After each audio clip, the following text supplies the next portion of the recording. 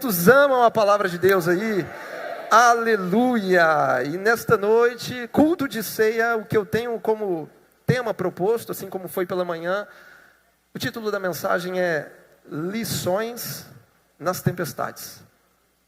Todos nós passamos por tempestades, por crises sem precedentes, mas nós vamos aprender com Jesus nesta noite algumas lições e eu peço a você, por gentileza, que abra comigo sua Bíblia, Evangelho de Mateus, capítulo 8, a partir do verso 23. Mateus, capítulo 8, do verso 23 em diante.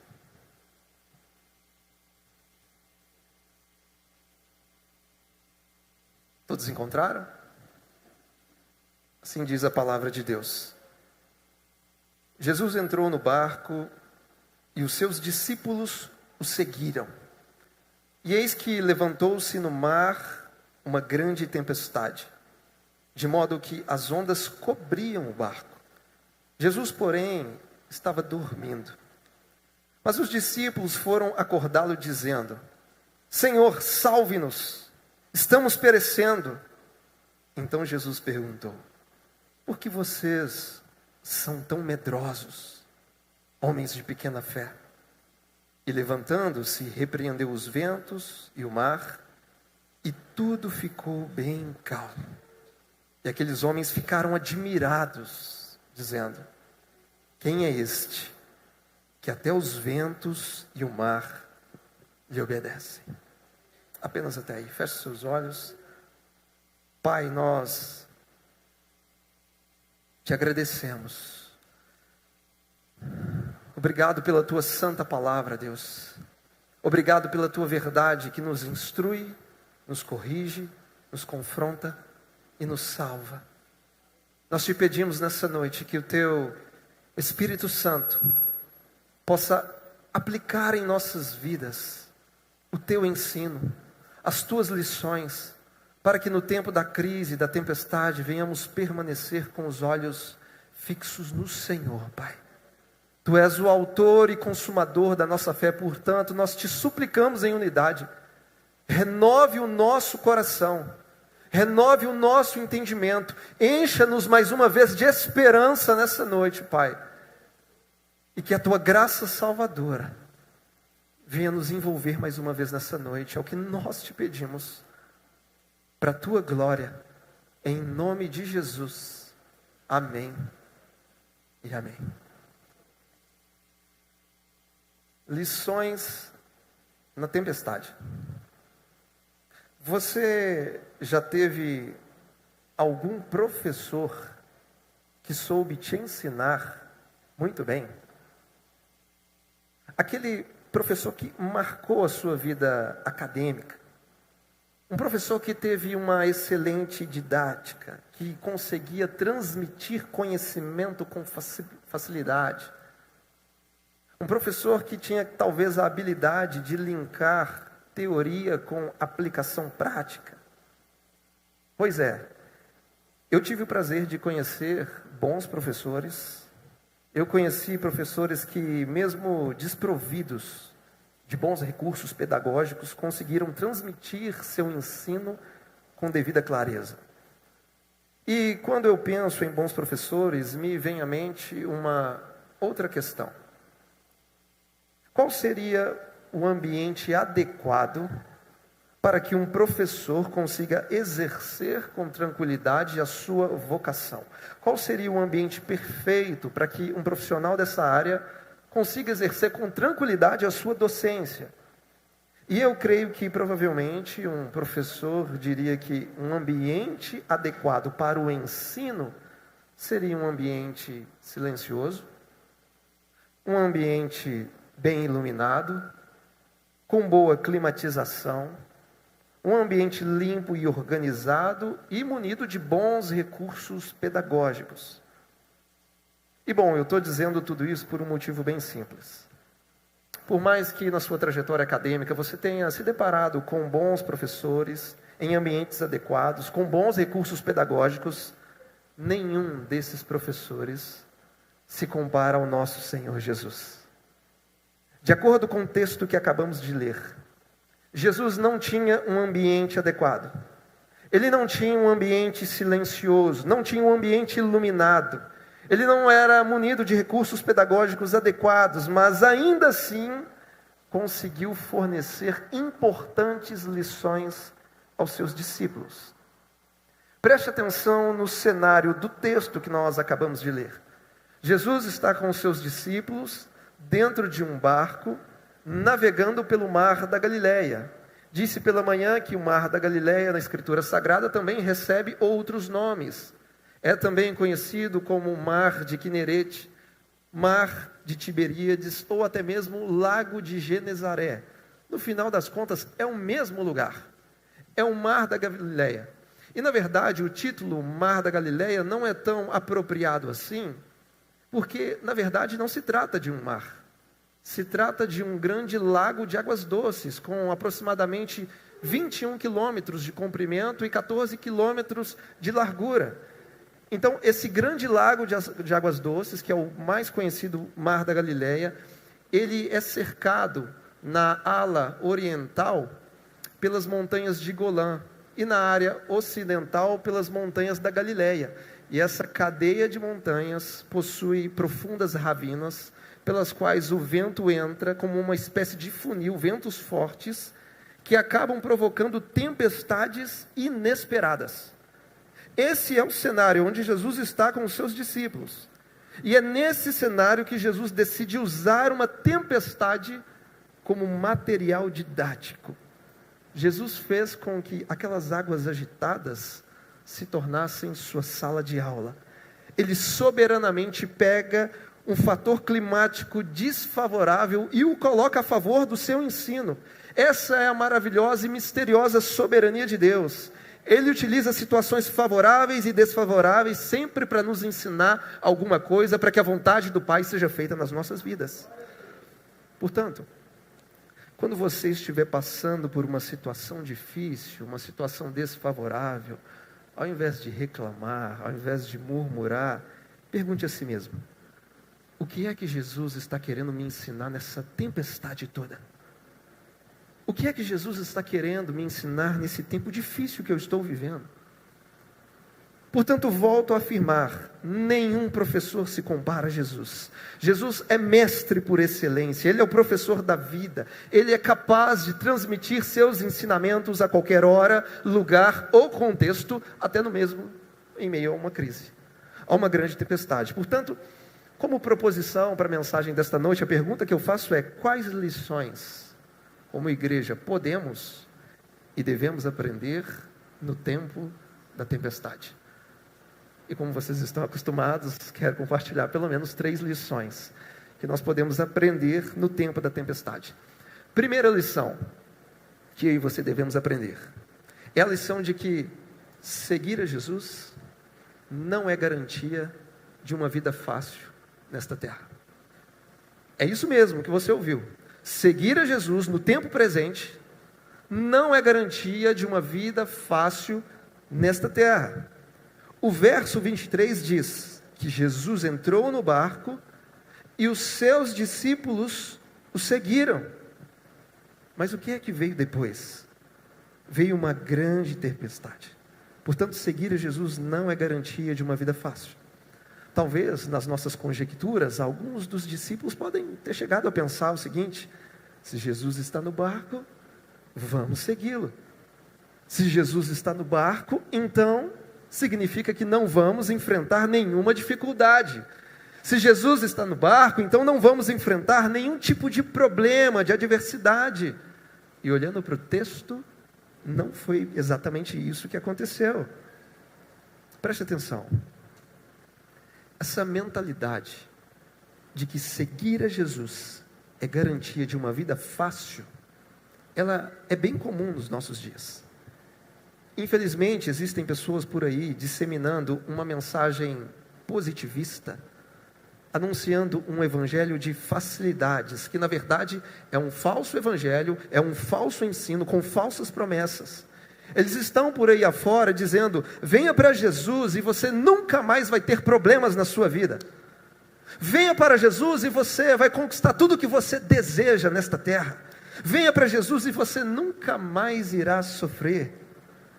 E o problema é que, como eu sempre digo, esse Jesus good vibes que estão apresentando por aí, não é o mesmo Jesus revelado nos evangelhos. O pior de tudo é que algumas pessoas, influenciadas por esse ensino errado, quando chega o tempo da crise para elas, quando chega o tempo da tempestade para elas, elas entram em confusão mental. Elas começam a se questionar, dizendo: o que está acontecendo? Me falaram que eu nunca mais teria problemas, que eu nunca mais iria sofrer. Será que Deus de fato é bom? Será que Deus me ama? Porque se Ele é bom e se Ele me ama, por que eu estou passando por toda essa tempestade? Então entendemos que o falso ensino traz confusão mental. E deixa eu te falar algo muito importante. O ensino bíblico correto nos faz entender que Deus é soberano e Ele não perde o controle de nada. O ensino correto da palavra de Deus nos faz entender que o cristão está temporariamente sujeito às tempestades da vida. E tem mais: as tempestades da vida não anulam a bondade de Deus. Mesmo no tempo da nossa dor, Ele continua sendo bom, Ele continua nos amando. E talvez diante disso você esteja se perguntando: pastor, mas se Deus me ama, por que às vezes eu enfrento tantas tempestades? Se Deus me ama, por que é que eu não tenho de fato uma vida confortável agora? E eu gosto de responder essa pergunta com uma frase que eu ouvi do pregador norte-americano chamado John Piper. E ele diz o seguinte, abre aspas: se o amor que Deus tem por seus filhos for medido através de coisas como saúde, riqueza e conforto nesta vida, então Deus odiava o apóstolo Paulo. Fecha aspas. Mas nós sabemos que Deus não odiava o apóstolo Paulo. E Paulo tinha convicção da sua identidade de Deus, e ele perseverou até o fim, completou a sua carreira. E um dia para ele o sofrimento teve fim, quando ele se encontrou com Cristo. Você quer saber de fato o tanto que Deus te ama? Olhe para a cruz. A cruz é a maior prova do amor de Deus por nós. Ele entregou o seu único filho para morrer pelos nossos pecados e nos dar a vida eterna. Não existe prova de amor maior do que esta. Somos amados por Deus, e a cruz é a maior prova disso. Então volto a repetir: seguir a Jesus no tempo presente não é garantia de uma vida de facilidades, até mesmo porque Jesus nunca nos iludiu. Jesus nunca mentiu para nós, Ele é a própria verdade. Ele deixou claro nos evangelhos que nós passaríamos por aflições. Ele disse: se alguém quer vir após mim, negue-se a si mesmo, tome a sua cruz e me siga. Então Jesus nunca nos prometeu uma vida fácil nesta terra. Ele nunca prometeu ausência de aflições, mas em contrapartida, Ele nos prometeu que estaria conosco todos os dias até o fim dos tempos. Porque Ele não nos desampara, Ele não nos abandona. Se no dia bom Ele está com a gente, no dia da tempestade Ele também está. Cristo está sempre com a igreja, na vida e na morte, no tempo e na eternidade. Então no dia que a angústia chegar para você, Jesus está contigo. Na sua dor, nos seus desafios, Jesus está com você. Naquele dia em que você se sentir fraco, desanimado, incapaz, Cristo está com você. Porque Ele não disse que estaria conosco só nos dias bons, só nos dias ensolarados, ou somente nos cultos dominicais. Não, Ele estará conosco todos os dias, até o fim dos tempos. Então, ainda que você passe pela pior das tempestades, você sempre estará acompanhado da melhor pessoa, Cristo. Então, o que vai nos manter espiritualmente seguros, não é a ausência de problemas, é a presença de Jesus. O Espírito Santo habita em nossas vidas em todo o tempo. Então nós não estamos lançados à própria sorte. E com Ele nós podemos enfrentar qualquer tempestade. Porque Ele é o nosso Deus. Então essa primeira lição nos ensina que no tempo da crise, da tempestade, seguir a Jesus não é garantia de uma vida fácil nessa terra, mas é garantia de vida eterna. E na eternidade as tempestades não vão mais nos alcançar. O pecado não vai mais nos alcançar. A tristeza não vai mais nos alcançar. A gente vai estar livre de tudo isso com um corpo glorificado. Essa é a nossa esperança. Como diz o autor de Hebreus, firme na nossa alma, como uma âncora. Então essa é a primeira lição. Segunda lição que devemos aprender no tempo da tempestade é que Jesus é a paz em meio ao caos. O verso 24 diz: e eis que levantou-se no mar uma grande tempestade, de modo que as ondas cobriam o barco. Jesus, porém, estava dormindo. É interessante que, olhando para o texto, a gente percebe que as tempestades são inevitáveis e inesperadas. Os discípulos, quando entraram no barco, eles não faziam ideia que logo mais à frente haveria uma grande tempestade. Eles não estavam esperando por isso. E, consequentemente, no momento em que a tempestade se levantou, eles não puderam evitá-la. Por isso eu estou dizendo que as tempestades são inevitáveis e inesperadas. Por exemplo, às vezes, você está vivendo a sua vida normalmente, cumprindo a sua rotina, seus cronogramas, suas agendas, e de repente aparece uma tempestade. E de repente aparece uma crise. De repente aparece um problema que você não estava esperando, e aquilo coloca a sua vida de cabeça para baixo, você não consegue fazer nada, você fica atônito, perplexo, paralisado. E a verdade é que a tempestade, ela sempre chega para todo mundo. A crise, ela aparece para qualquer pessoa, para ricos e pobres, homens e mulheres, doutores e analfabetos, crentes e descrentes. Todos nós, meus irmãos, não pense que é só você que passa por momentos difíceis. Todos nós enfrentamos tempestades. E em alguns momentos da vida, todos nós teremos o dissabor de lidar com o sofrimento, porque ninguém está isento disso. A vida não é sempre indolor. Tem hora que a vida dói, e às vezes dói muito. Porque as tempestades, elas são multifacetadas. Elas surgem de formas diferentes. Às vezes a tempestade vem na forma de uma crise matrimonial.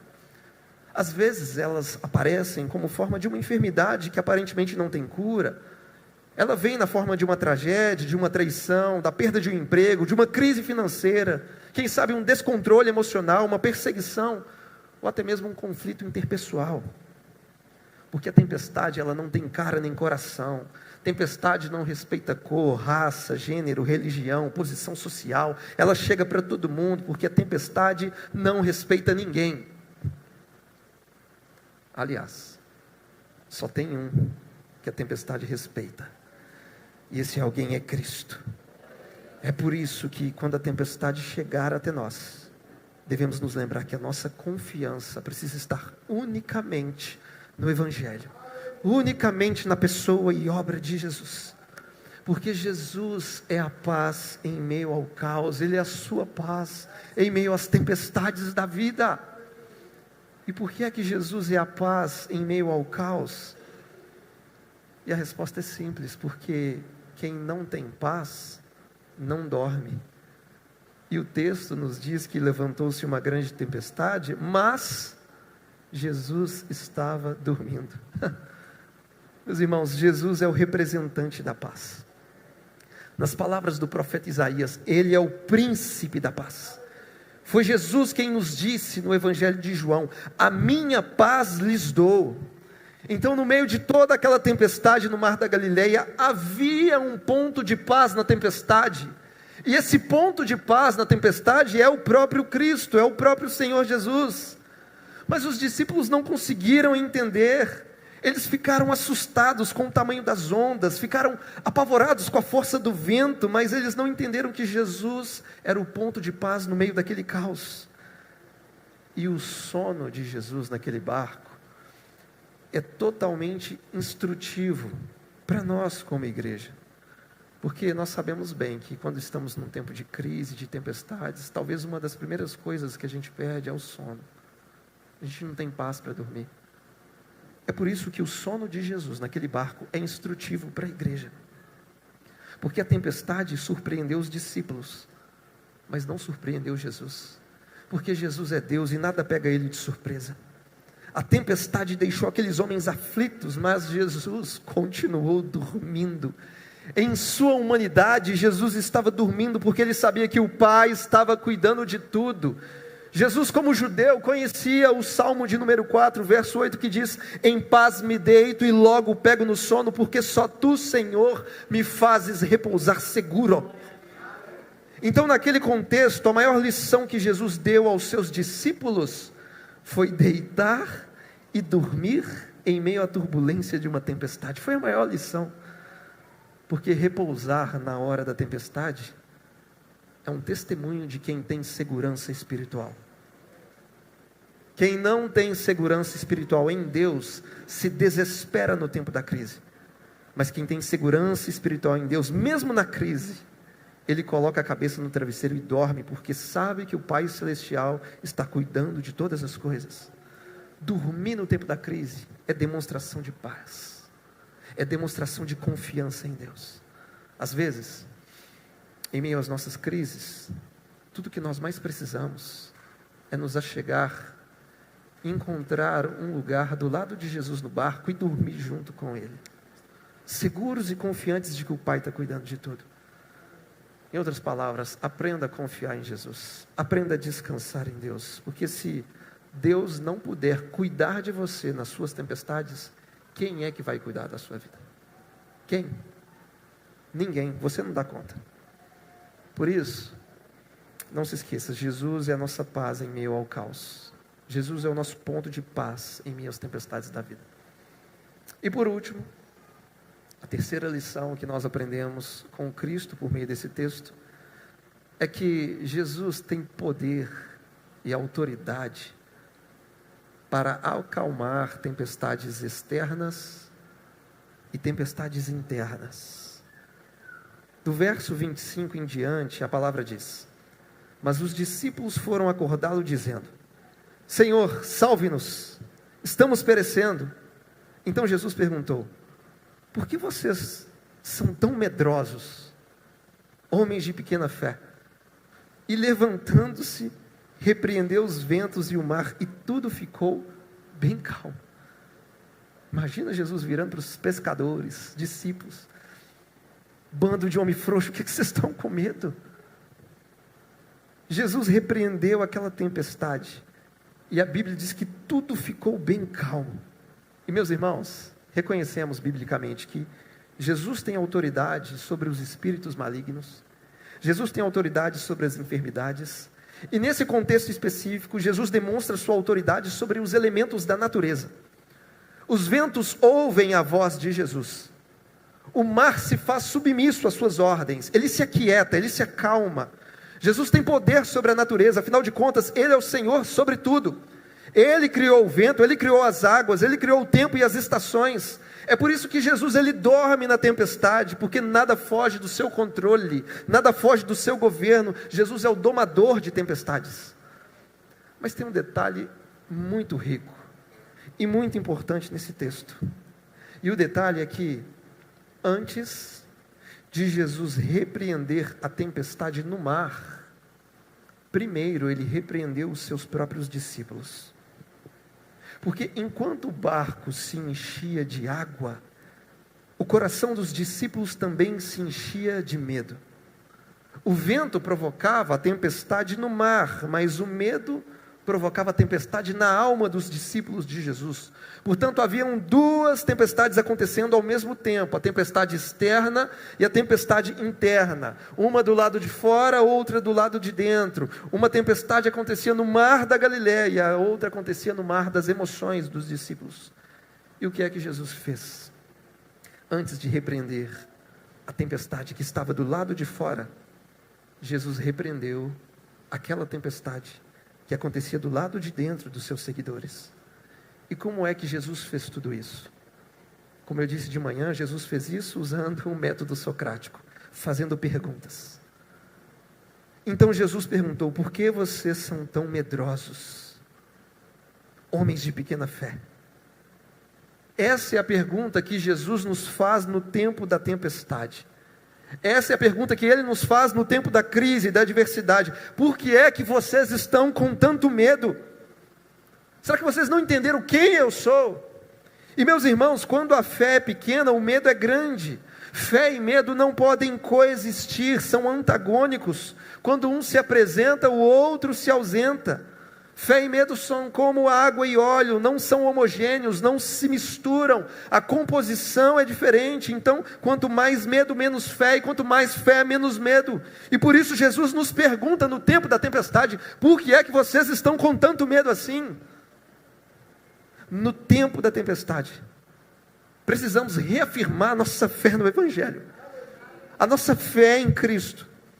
E ter fé não significa que teremos todas as respostas, mas significa que mesmo em crise, nós teremos absoluta confiança em Deus. Porque fé não é a ausência de dúvida, fé é a ausência de incredulidade. O que acontece é que às vezes a gente se comporta como se tivesse apenas uma fé nominal. Ou seja, com a boca a gente diz que crê em Jesus, mas na prática a gente se comporta como se não acreditasse. É quase que uma fé cínica, uma fé fingida. Eu digo que creio em Jesus, eu digo que Ele tem toda a autoridade no céu e na terra, eu digo que Ele é o Deus Todo-Poderoso, que Ele é soberano, está no controle de tudo, mas na hora em que Ele permite que eu passe pela tempestade, eu me comporto como se eu não acreditasse em nada disso. E por isso, na hora que a tempestade chega, Jesus nos confronta perguntando: por que é que você está com tanto medo, homem e mulher de pequena fé? Talvez nesta noite você esteja passando por algum tipo de problema, de tempestade, mas Jesus está te perguntando: por que é que você está com medo? Por que a sua fé é tão pequena no tempo da dor? E meus irmãos, essa pergunta de Jesus, ela vem carregada de muitas verdades. É como se Jesus estivesse perguntando: vocês estão com medo de quê? Será que vocês se esqueceram de quem eu sou? Eu sou Deus, eu estou no mesmo barco que vocês. Então por que vocês estão com medo? Vocês estão com medo das tempestades? Eu criei as tempestades, eu criei as águas, os ventos e os mares. Eu sou Deus, eu fiz o dilúvio, eu rompi as fontes do grande abismo, eu abri as comportas dos céus e fiz chover 40 dias e 40 noites. E vocês estão com medo dessa tempestadezinha? Foi eu que soprei o vento leste para o mar vermelho abrir e o meu povo passar a pés enxutos. Então vocês estão com medo de quê? Não tenha medo, confie em Jesus. Qual tempestade você está enfrentando agora? É uma crise na família? Não tenha medo, confie em Jesus. É uma enfermidade? Não tenha medo, confie em Jesus. É uma crise financeira, é um conflito, é uma perseguição? Não tenha medo, confie em Jesus. Coloque a sua fé em Cristo. E ter fé em Jesus não significa que Ele vai fazer tudo o que você deseja, mas significa que Ele sempre vai te ajudar da melhor forma, de acordo com a vontade dEle. Isso é ter fé em Cristo. Então entenda algo: a tempestade mais forte não é aquela que acontece no mar, mas a que acontece em nossas almas. Por isso, antes de acalmar o que está acontecendo à sua volta, Jesus primeiro quer acalmar você. O grande problema que Ele quer resolver na sua vida é o problema do seu coração, porque um crente bem resolvido do lado de dentro não se incomoda com o que está acontecendo à sua volta, porque ele tem convicção de quem é em Deus. Bem pior do que um barco se enchendo d'água é um coração se enchendo de medo. O pior cenário possível para um cristão não é a tempestade do lado de fora, é a incredulidade do lado de dentro. Portanto, volto a repetir: a maior tempestade que Jesus deseja acalmar não é o que acontece ao seu redor, mas aquela que acontece no seu coração, na sua alma. Então, coloque a sua fé em Jesus. Só Ele é o domador de tempestades. Deixe Ele domar as tempestades do seu coração. Deixe Ele domar as suas crises de fé. Deixe Ele aquietar a sua alma. É Ele quem substitui o medo pela paz. É Ele quem desfaz a tempestade e promove a bonança nas emoções. É Ele quem evita o naufrágio e traz salvação e segurança eterna. Então, o que é que acontece depois dessas lições? Qual é o resultado de tudo isso? Quando as nossas tempestades internas, elas são totalmente acalmadas. Quando Jesus nos encontra, qual que é o resultado de tudo isso?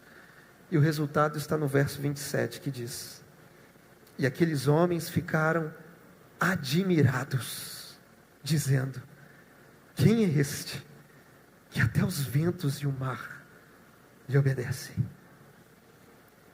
Quando Jesus acalma as nossas tempestades, nós somos transformados de um estado de desespero, de pânico. Os discípulos passaram por um estado de admiração. A ênfase agora não é o vento, a ênfase não é o mar, não é a tempestade. A ênfase agora é: quem é este que os ventos e o mar obedecem? A ênfase agora é Cristo. Então, quando Cristo acalma nossas tempestades internas, o nosso olhar se volta para Ele. É um olhar de admiração, de contemplação, para o autor e consumador da nossa fé. Quando Jesus acalma nossas tempestades, o medo vai embora, o desespero vai embora, a preocupação vai embora, e tudo que sobra é um coração calmo e um constante olhar de admiração a Cristo. Nós voltamos o nosso olhar e toda a nossa atenção para aquele que é maior do que as tempestades, para aquele que é todo poderoso, o nosso Senhor, o nosso Salvador. E eu concluo dizendo que eu não sei se você está passando por algumas dessas tempestades. Provavelmente esteja, porque isso é mais comum do que a gente imagina. Mas eu sei que Deus não desperdiça sofrimento na vida dos seus filhos. Deus sabe que as tempestades são pedagógicas. Deus sabe que é no tempo da dor que eu e você aprendemos as lições de fé mais importantes. Por isso eu repito, seguir a Jesus no tempo presente não é garantia de uma vida fácil, mas é garantia de vida eterna. E até lá, lembre-se de que Jesus é a sua paz em meio ao caos. Coloque a sua segurança nele. Coloque a sua fé nele e pergunte: Senhor, o que queres que eu aprenda nesse tempo de crise? Quais lições o Senhor tem para a minha vida? Então, meu irmão, não tenha medo, porque Jesus é maior do que todas as suas tempestades. E somente Ele tem um controle de tudo. Deixe Ele acalmar o mar das suas emoções, o seu coração. Não se distraia com as tempestades da vida. Não tenha medo, mas permaneça com o seu olhar fixo naquele que é maior do que elas. E como pela manhã eu finalizo citando o Salmo 46, verso 1, que diz: Deus é o nosso refúgio e fortaleza, socorro bem presente nas tribulações. Deus é nosso refúgio e fortaleza, socorro bem presente nas tribulações. Deus é o nosso refúgio e fortaleza, socorro bem presente nas tribulações. Ele está presente. Ele é Deus Emanuel. Ele está conosco. O Espírito Santo habita na sua vida. Você não está sozinho. Então tudo que você precisa para acalmar suas tempestades internas, você já recebeu de graça do seu Pai Celestial.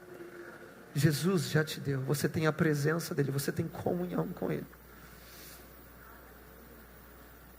E se você puder nesse momento, fique de pé no seu lugar. E eu sei que todo ser humano enfrenta tempestades. A diferença é que uns enfrentam tempestades com Cristo, outros enfrentam tempestades sem Ele. Com Cristo, eu encontro o meu lugar de paz, mesmo em meio à tempestade. Mas sem Cristo, o ser humano só encontra aflição e desespero. Não sei se você tem enfrentado grandes tempestades, mas eu sei que se nessa noite você abrir o seu coração, você pode encontrar em Jesus a paz que você tanto precisa. Basta você se arrepender dos seus pecados e colocar unicamente a sua fé nele. Ele é a verdadeira paz que todo ser humano precisa. É Ele quem tem autoridade sobre as tempestades da vida. Só Ele é a verdadeira paz. Sem Ele não existe paz para o ser humano, e nem tampouco existe paz com Deus. Por isso feche seus olhos, e eu te convido a repetir comigo uma oração dizendo: Senhor meu Deus, nesta noite eu ouvi a Tua palavra e ela gerou fé no meu coração. Eu, Senhor, que por muitas vezes enfrento tempestades internas, enfrento crises sem precedentes, decido agora colocar a minha vida diante do Senhor. Portanto, agora eu me arrependo dos meus pecados, eu creio com o coração e publicamente declaro com a minha boca que Jesus Cristo é o meu Senhor e o meu Salvador. Escreve, ó Deus, o meu nome no livro da vida, porque nesta noite eu faço uma aliança com o Senhor. Amém. Amém.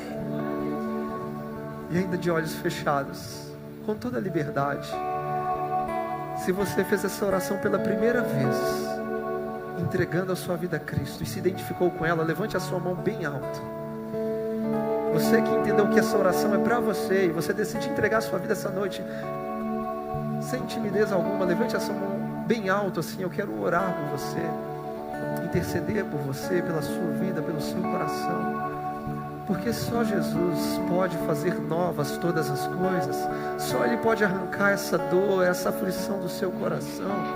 Então, se você entende que essa mensagem, essa oração para você, no seu lugar, levante a sua mão bem alto, em sinal de que você se rende nessa noite à presença de Cristo, que você se rende nessa noite na presença dEle. Sendo assim, eu creio que todos nós temos certeza da vida eterna, temos convicção da eternidade, de que o Espírito já nos selou para o dia da redenção.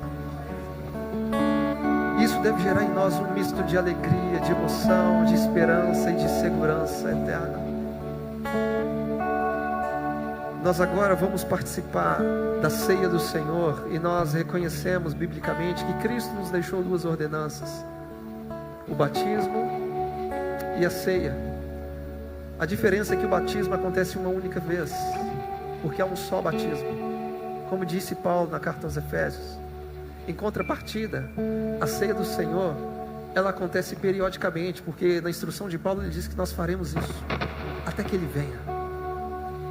E nesta noite a mesa está posta, e ao olhar para a mesa posta, nós entendemos que na cruz do Calvário, Jesus, Ele encerrou a pior de todas as tempestades, porque havia uma sentença condenatória sobre as nossas vidas. Nós estávamos condenados, a ira de Deus estava apontada para cada um de nós, éramos inimigos de Deus, estávamos afastados da graça do Pai. Mas de acordo com Paulo, quando escreve aos Coríntios, ele diz, se referindo a Cristo, que aquele que não conheceu o pecado, Ele se fez pecado por nós, para que nele fôssemos feitos justiça de Deus. Então Jesus tomou o nosso lugar naquela cruz, Ele morreu por nossos pecados, para nos dar de graça a vida eterna. E hoje eu e você temos livre acesso ao Pai. Hoje nós podemos ter comunhão com Deus, nós temos paz com Deus, porque essa é a boa notícia do Evangelho, que Deus em Cristo salva pecadores como eu e você, e hoje nós temos paz com Deus. Portanto, a mesa posta, a ceia do Senhor, é um memorial que nos enche de esperança, que nos faz entender que um dia as tempestades vão cessar, um dia o nosso Jesus vai secar dos nossos olhos toda lágrima, não haverá mais choro, nem dor, nem morte, porque tudo isso vai passar. Portanto, a ceia nos faz olhar em muitas direções. Como eu disse de manhã, a ceia nos faz olhar para trás, para o passado, aquilo que Cristo fez na cruz por nós, porque se hoje temos vida no Espírito, foi porque Cristo se entregou. A ceia, além de nos fazer olhar para trás, nos faz olhar para o lado, e olhar para o lado nos fala de discernir o corpo de Cristo, de ter comunhão com os nossos irmãos, onde Paulo na instrução da ceia diz que nós precisamos esperar uns pelos outros, porque não somos seres individualistas, nós somos o corpo de Cristo, nós vivemos em comunhão e em unidade. Mas a ceia também nos faz olhar para dentro, porque Paulo diz que cada um examine a si mesmo. Esse é o tempo do nosso autoexame. E se você identificar na sua vida algo que não condiz com o Evangelho, se arrependa agora. Se arrependa de verdade e não deixe de participar da ceia. Porque a instrução de Paulo é complementar. Ele diz: examine-se a si mesmo e coma do pão e beba do cálice. Existe graça, existe perdão da parte de Deus para nós. E por fim de tudo, a ceia nos faz olhar para frente, nos faz olhar para o amanhã, como diz a canção, porque Ele vive. Eu posso crer no amanhã. Não existe medo, não existe temor. Nós cremos na ressurreição dos mortos. Nós cremos na ressurreição no último dia, e que Ele virá em poder e glória para nos ressuscitar, para levantar a sua igreja gloriosa, aonde a nova Jerusalém irá descer dos céus como uma noiva ataviada. Céus e terra se encontrarão, e nós aguardamos por esse grande dia. Por isso seguimos a instrução de Paulo, comendo do pão, bebendo do cálice, até que Ele venha. Portanto, nessa hora, os nossos voluntários vão distribuir a ceia. Enquanto isso, faça o seu autoexame. Se você tem de fato discernido o corpo de Cristo, e coma do pão e beba do cálice. Feche os seus olhos, vamos adorar o Senhor. Aleluias. No início era essa palavra, com Deus o Altíssimo,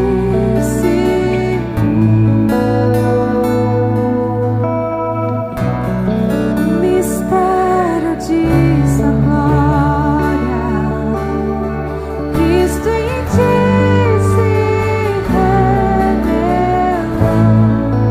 Oh, quão lindo esse nome é! Oh, quão lindo esse nome é! O nome de Jesus, meu Rei. Oh, quão lindo esse nome é! Maior que tudo Ele é. Oh, quão lindo esse nome é, o nome de Jesus.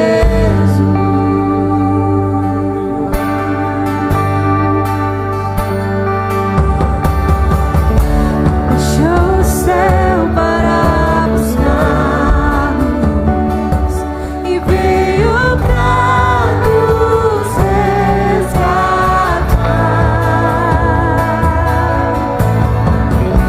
Amor maior que o meu pecado, nada vai nos separar. Oh, quão maravilhoso é! Oh, quão maravilhoso é o nome de Jesus, meu Rei. Oh, quão maravilhoso é! Maior que tudo Ele é. Oh, quão maravilhoso é o nome de Jesus. Porque eu recebi do Senhor o que também lhes entreguei.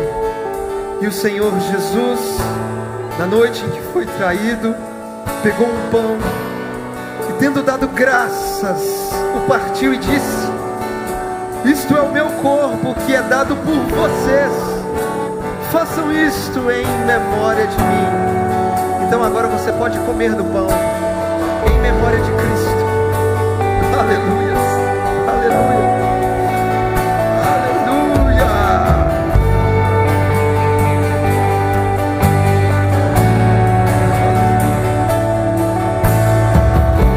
Do mesmo modo, depois da ceia, pegou também o cálice, dizendo: este cálice é a nova aliança no meu sangue.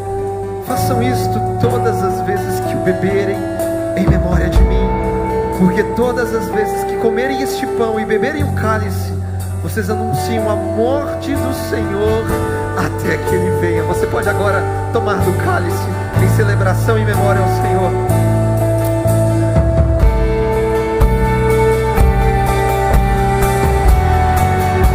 A morte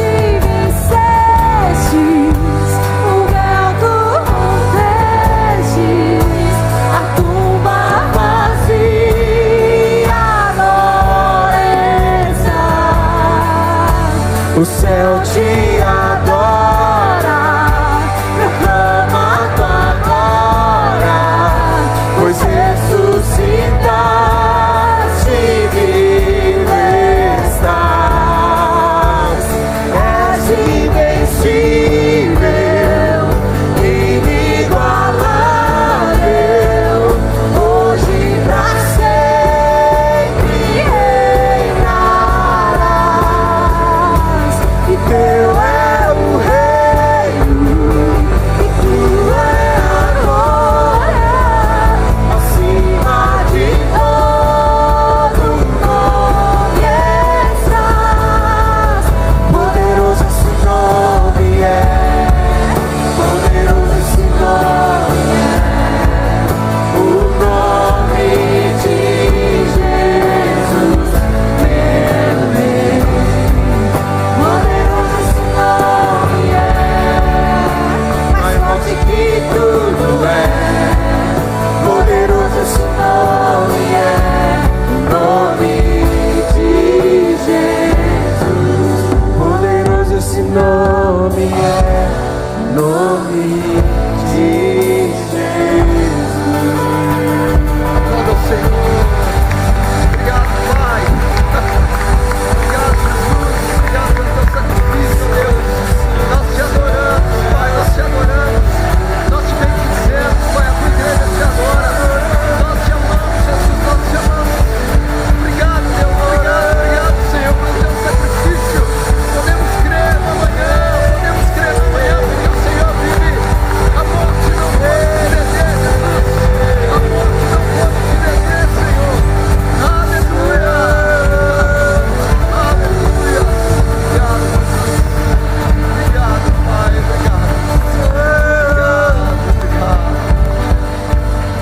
Aleluia. Obrigado, Senhor. Obrigado pela tua graça, o teu perdão e o teu favor por meio da tua cruz. Aleluias. Aleluias. Meus irmãos, que possamos prosseguir durante a semana com essa esperança no coração, com essa convicção de fé. Nós enfrentaremos tempestades, nós enfrentaremos momentos difíceis, mas nós temos uns aos outros. Nós temos o próprio Cristo conosco todos os dias. Então, no dia da tempestade, você não está sozinho. Você não está sozinho. Você é família de Deus. Você é família de Deus. Você é um filho amado de Deus. Não se esqueça disso. Não se esqueça disso. Amém? E só reforçando, próximo final de semana é o nosso aniversário. Então, sábado estaremos aqui às 19 horas, domingo pela manhã às 10 e à noite às 18 horas teremos um tempo de festa. E eu peço a você que nos ajude em oração.